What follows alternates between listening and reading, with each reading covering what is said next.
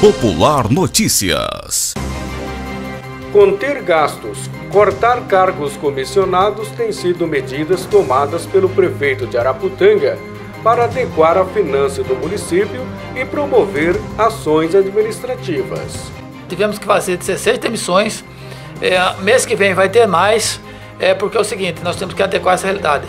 E nós estamos sendo duros, nós temos que fazer aquilo que tem que ser feito, porque o município de Araputanga agora precisa de pulso, precisa de pessoas que têm responsabilidade.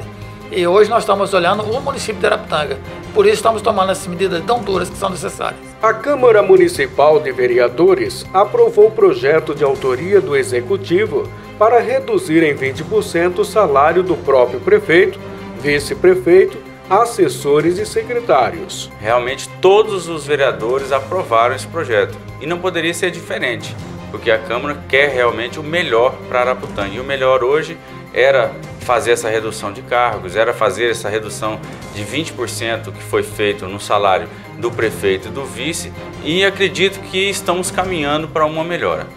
Com as medidas, a Prefeitura Municipal terá uma economia mensal de aproximadamente R$100 mil.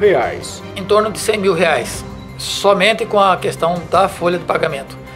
Mas nós temos que saber também o seguinte, que nós também estamos cortando aluguéis, estamos refazendo contratos, chamando fornecedores, chamando nossos pessoal que tem fornecido prestação de serviço para renegociar os contratos.